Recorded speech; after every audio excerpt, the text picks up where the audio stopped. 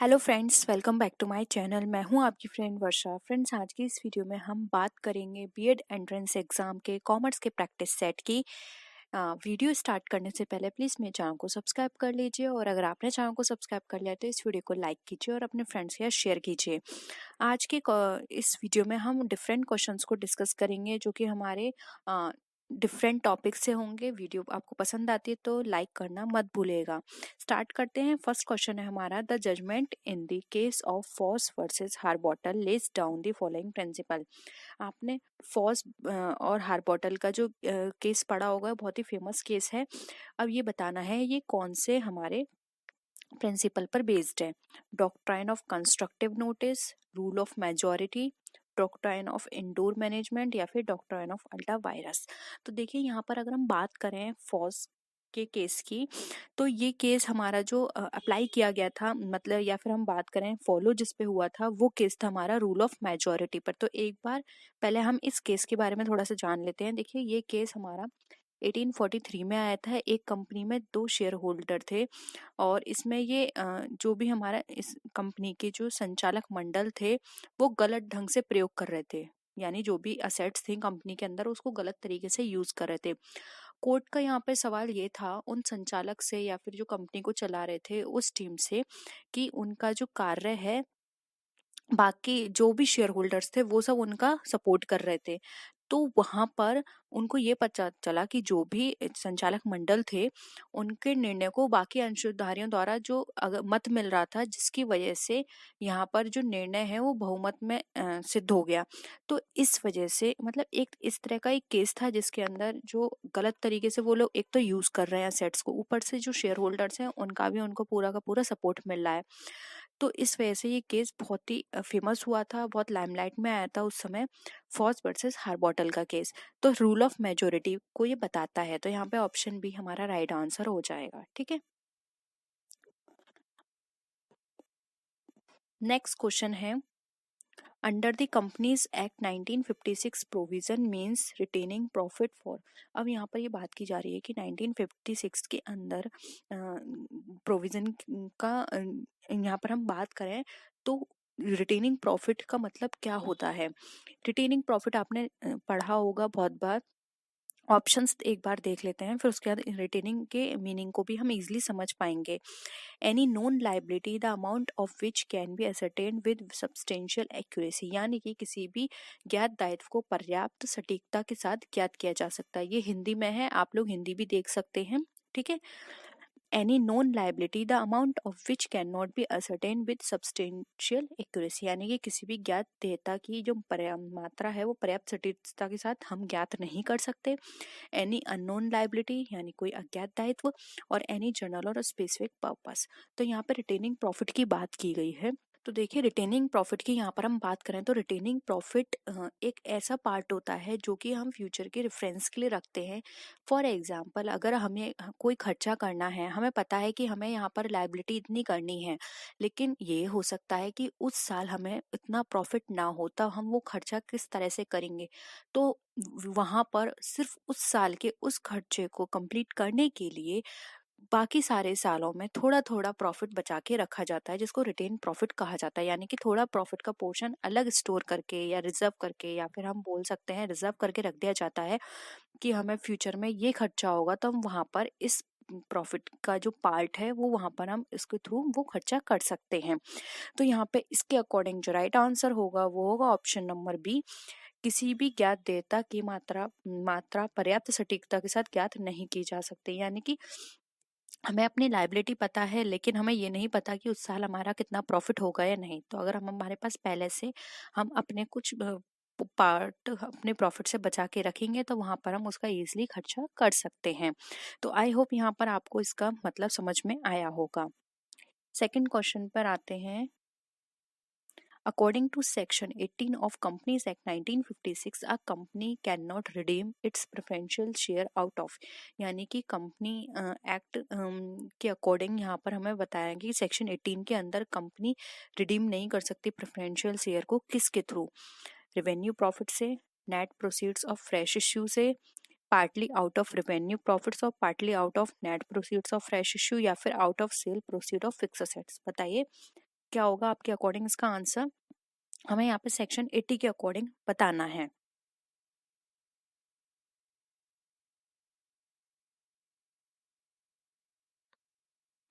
देखिए यहाँ पर अगर हम बात करें सेक्शन 80 की, तो सेक्शन 18 के अंदर कुछ प्रोविजंस दिए हुए हैं, कुछ ऐसे रूल्स दिए हुए हैं जिसको हमें फॉलो करना पड़ता है जब भी हम अपने प्रेफरेंशियल शेयर यहाँ पर यूज करते हैं, ठीक है, रिडीम करने के लिए। तो वहां पर हम किसके थ्रू, कहाँ कहाँ से हम उनको कर सकते हैं, ठीक है। यहाँ पर तो ये पूछा गया है नहीं कर सकते, लेकिन पहले हम जान लेते हैं कहाँ से नहीं, कहाँ से हम कर सकते हैं। तो देखिए, रिवेन्यू प्रॉफिट से हम कर सकते हैं, जो भी हमने नए शेयर्स इश्यू किए हैं उनसे जो हमें अमाउंट रिसीव हुआ है उनसे हम रिडीम कर सकते हैं, और पार्टली हमारे रेवेन्यू, पार्टली हमारे जो इश्यू से हमें जो पैसे मिले हैं उनसे कर सकते हैं। तो इनके थ्रू हम अपने जो भी हमारा कंपनी के प्रेफरेंशियल शेयर्स हैं उनको हम रिडीम कर सकते हैं। लेकिन यहाँ पर पूछा गया है किससे नहीं कर सकते, तो अभी मैंने आपको बताया कि रेवेन्यू प्रॉफिट से कर सकते हैं, तो ये ऑप्शन नहीं हो सकता। Net proceeds of fresh shares, इससे हम कर सकते हैं, हाँ इससे कर सकते हैं, तो ये भी नहीं हो सकता। Partly revenue out of revenue profits and partly out of net proceeds of fresh issues, ये भी इसका ऑप्शन नहीं होगा, क्योंकि यहाँ पर हमने ऊपर ही डिस्कस कर लिया।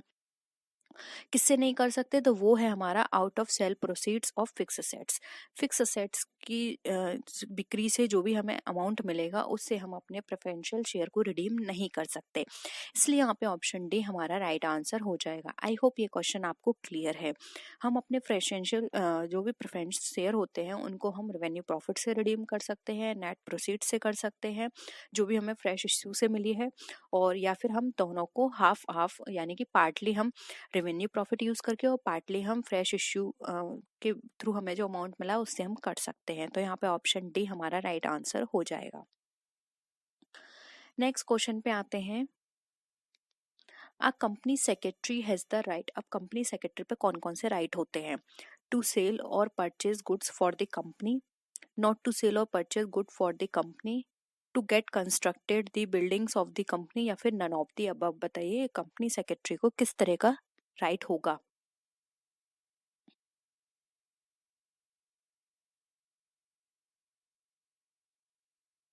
बताइए क्या होगा आपके अकॉर्डिंग इसका आंसर? देखिए यहाँ पे कंपनी सेक्रेटरी की बात की गई, और आप सबको पता है कि किसी भी कंपनी के अंदर company secretary as a employ काम करती है, और एज अ एम्प्लॉय आपको पता है एम्प्लॉय वही काम कर सकता है जो कि उसको बोला गया होगा। कंपनी सेक्रेटरी को सिर्फ वही राइट होंगे जो कि उसको वहाँ पे प्रोवाइड किए गए होंगे। तो हम ये नहीं कह सकते कि वो सेल कर सकती है या फिर सेल नहीं कर सकती है, या फिर वो बिल्डिंग का कंस्ट्रक्शन करा सकती है या नहीं करा सकती है। उसको जो काम दिया जाएगा वो उसको करना पड़ेगा। हम ये नहीं कह सकते कि ये उसके अंडर काम नहीं आता। अगर उसको बोला गया है कि आपको कंपनी के लिए गुड्स परचेस करने हैं, सेल करने हैं, तो उसको वो भी करना पड़ेगा। अगर वो रेडी है तो हम कुछ नहीं कर सकते। कंपनी सेक्रेटरी अगर जो भी काम उसको दिए गए उसको करने के लिए वो रेडी है, तो वहां पर उसको करना पड़ेगा। इसलिए इस क्वेश्चन के अकॉर्डिंग इसका जो राइट आंसर होगा वो होगा option D, none of the above, इनमें से कोई नहीं। क्योंकि first second and third option में वो ये काम कर भी सकती है, नहीं भी कर सकती है, ठीक है। जो उसको वहां से ऊपर से ऑर्डर मिलेगा वो काम उसको करना पड़ेगा। नेक्स्ट है, it is a statutory duty of a company secretary. अब कंपनी सेक्रेटरी की एक स्टैट्यूटरी ड्यूटी यानी कि एक वैधानिक कर्तव्य उसका होता है, वो क्या है? Make allotment of shares without the consent of directors, यानी कि डायरेक्टर की बिना किसी कंसेंट के वो अलॉट कर सकती है शेयर्स को। Register transfer of shares of the company without being specifically authorised by the director, यानी कि बिना ऑथराइज्ड किए हुए डायरेक्टर के वो कंपनी के जो भी रजिस्टर ट्रांसफर कर सकती है। Observe all legal formalities without being specifically authorised by the board of directors, यानी कि वो जो भी लीगल फॉर्मेलिटीज होंगी उनको ऑब्जर्व कर सकती है बिना किसी ऑथराइजेशन के बोर्ड ऑफ डायरेक्टर की। फोर्थ ऑप्शन है हमारा borrow money in the name of company, या फिर कंपनी के जो भी कंपनी के नाम से वो बोरो कर सकते हैं। तो बताइए क्या उसका वैधानिक यानी कि स्टैट्यूटरी ड्यूटी होगी कंपनी सेक्रेटरी के लिए? ऑप्शंस देख लीजिए आप और जल्दी से इसका आंसर बताइए। आपको क्या लगता है क्या होगी इसकी एक ड्यूटी?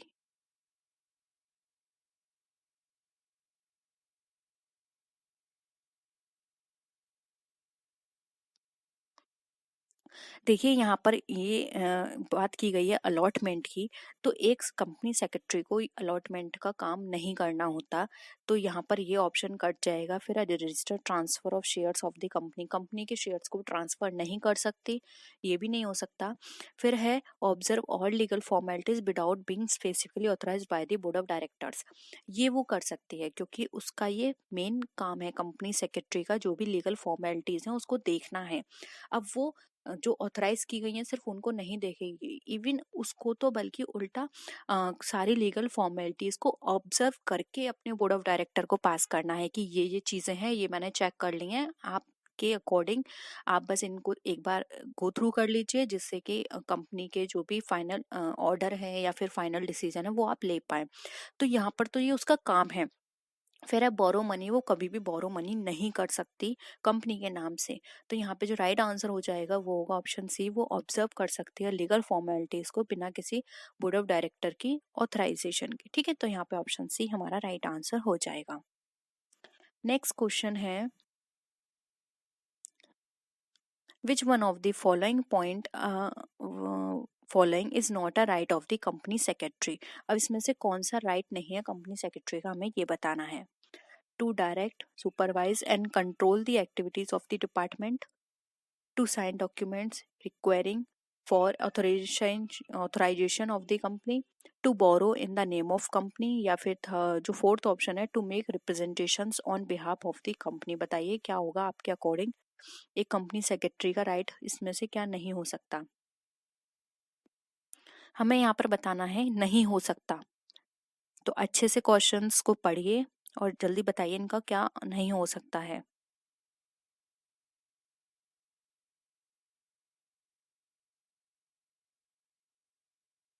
देखिए यहाँ पर बात की जा रही है कंपनी सेक्रेटरी के राइट की, तो to direct, supervise and control the activities of the department, ये कंपनी सेक्रेटरी का काम होता है।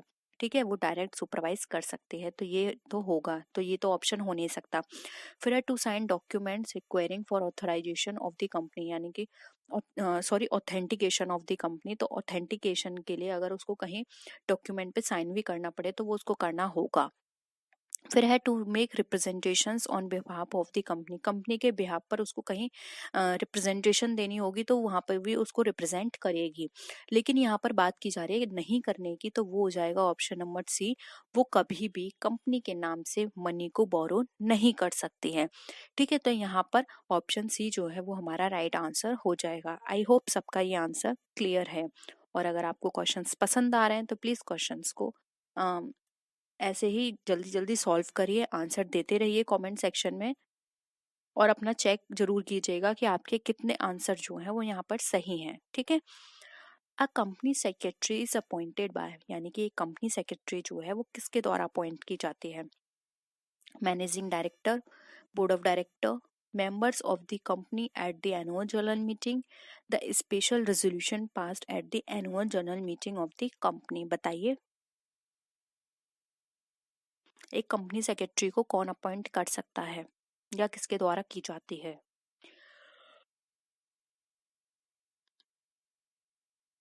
देखिए एक कंपनी जो सेक्रेटरी जो होती है वो अपॉइंट की जाती है बोर्ड ऑफ डायरेक्टर के द्वारा, और बोर्ड ऑफ डायरेक्टर के अंदर आपको पता है बहुत सारे मेंबर्स होते हैं, कोई एक पर्सन नहीं होता, तो वहाँ पे पूरी कमेटी जो होती है उनकी कंसल्ट से यहाँ पर कंपनी सेक्रेटरी को अपॉइंट किया जाता है। तो यहाँ पे ऑप्शन बी हमारा राइट आंसर हो जाएगा। मैनेजिंग डायरेक्टर अपॉइंट नहीं करता, एनुअल जनरल मीटिंग में ये अपॉइंट नहीं किए जाते हैं, और ना ही कोई स्पेशल रेजोल्यूशन पास करके इसको अपॉइंट किया जाता है।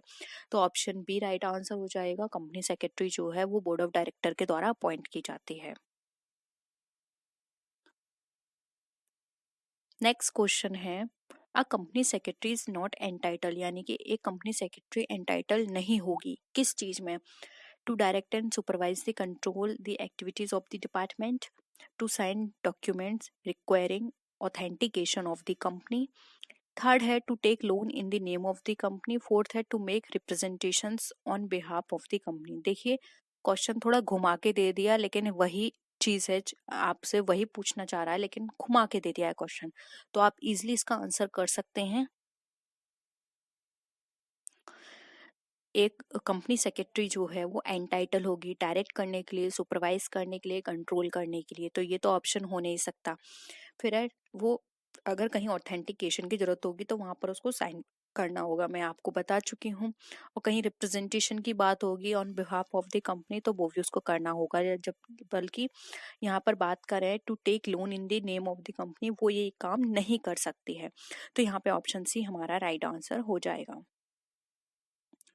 नेक्स्ट क्वेश्चन है, in which of the following situation the company secretary is not liable. अब इसमें से कौन सी सिचुएशन में एक कंपनी सेक्रेटरी लाइबल नहीं होगी। ऑप्शंस हैं, he does not file annual return with the registrar of the companies in time, यानी कि वो समय पर रजिस्ट्रार ऑफ कंपनी के साथ रिटर्न फाइल नहीं कर पाई। He implement a wrong decision of board of directors, यानी कि जो भी बोर्ड ऑफ डायरेक्टर्स ने डिसीजंस लिए हैं उनको गलत तरीके से लागू किया। He fails to keep proper minutes of the meetings of the board of directors, यानी कि वो फेल हुई है जो भी मिनट्स थे, मीटिंग में जो मिनट्स होते हैं उनको नोट डाउन करने में। या फिर he fails to recall the statutory meeting within the prescribe time limit, यानी कि जो भी प्रेस्क्राइब टाइम था उसके अंदर जो भी मीटिंग थी उसको बुलाने में वो फेल हुई है। तो इसमें से किसके लिए वो लायबल नहीं होगी, आपको ये बताना है।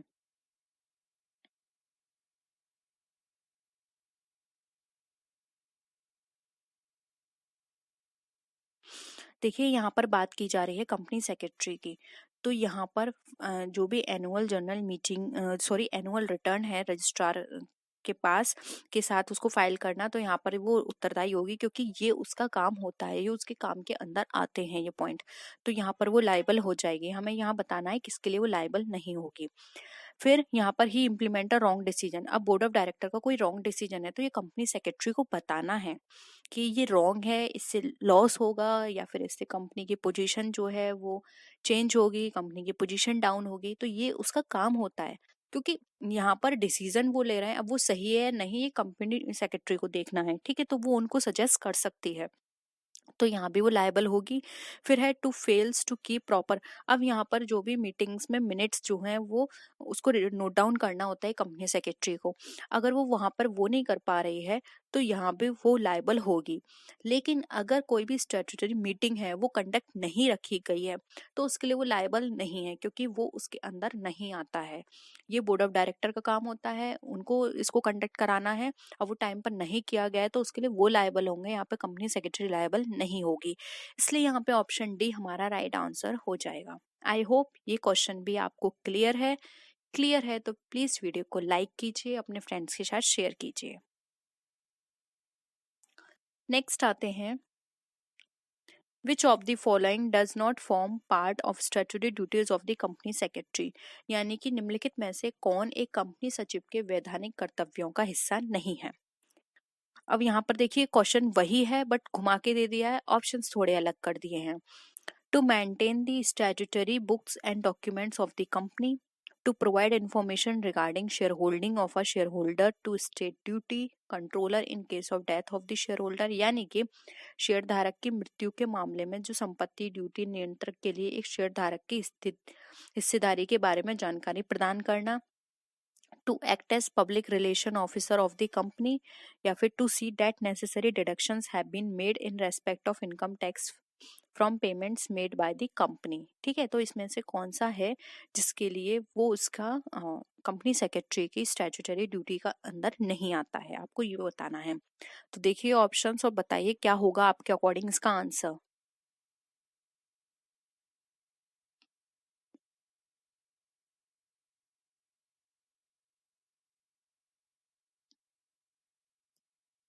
बताइए जल्दी क्या होगा आपके अकॉर्डिंग। यहाँ पर बात की जा रही है कि जो उसके ड्यूटीज में नहीं आता है, स्टैट्यूटरी ड्यूटीज में नहीं आता है। तो देखिए यहाँ पर to maintain the statutory books and documents of the company, ये तो उसका पार्ट है, यहाँ पर उसको बुक सारी मेंटेन करनी पड़ेंगी, सारे डॉक्यूमेंट्स मेंटेन करने हैं। फिर है to provide information regarding shareholding of a shareholder to estate duty controller in case of death of the shareholder, तो ये भी उसका काम होता है ये सारी चीजें देखना। फिर है to see the necessary deductions, deduction देखना भी उसका काम है कि कहाँ पर डिडक्शंस हमें मिल रही हैं जब वो इनकम टैक्स पेमेंट करते हैं। तो ये सारी चीज़ें तो एक कंपनी सेक्रेटरी देखेगा, लेकिन वो कंपनी के जो भी पब्लिक रिलेशन है उसको मेंटेन करने का काम एक कंपनी सेक्रेटरी का यहाँ पे नहीं होता है। तो ऑप्शन सी यहाँ पे हमारा राइट आंसर हो जाएगा। उसको सिर्फ इंटरनल काम करना है, इंटरनल देखना है कि कंपनी में क्या चीज़ ऐसी है जिसके थ्रू हम कंपनी का प्रॉफिट कर सकते हैं, या फिर किस तरह से बेटर डिसीजन ले सकते हैं, सजेशंस देना, जो भी बोर्ड ऑफ डायरेक्टर ने कहा है उसको फॉलो करना, ये सब कंपनी सेक्रेटरी का काम होता है। लेकिन पब्लिक के साथ रिलेशन डेवलप करना ये कंपनी सेक्रेटरी का काम नहीं होता है। तो यहाँ पे ऑप्शन सी हमारा राइट आंसर हो जाएगा। नेक्स्ट आते हैं, which one of the following statement is not correct. अब इसमें से कौन सा स्टेटमेंट जो है वो करेक्ट नहीं है। A company secretary is mere servant of the company and has no authority to represent the company. Company secretary is the agent of the company and can bind the company with his act. The company secretary has the right to claim his salary as preferential creditor in case of winding up of the company. या फिर a company secretary has a right to sign all papers on behalf of the company. तो बताइए इसमें से कौन सा statement जो है वो करेक्ट नहीं है। फर्स्ट, वो सिर्फ एक सेवक की तरह है, कंपनी का कोई भी रिप्रेजेंटेशन वो नहीं करेगी। सेकंड, कंपनी सेक्रेटरी जो है वो एक एजेंट की तरह है और वो अपने जो भी काम करेगी उससे कंपनी बंधी रहेगी, यानी कि वो उसके लायबल होगी।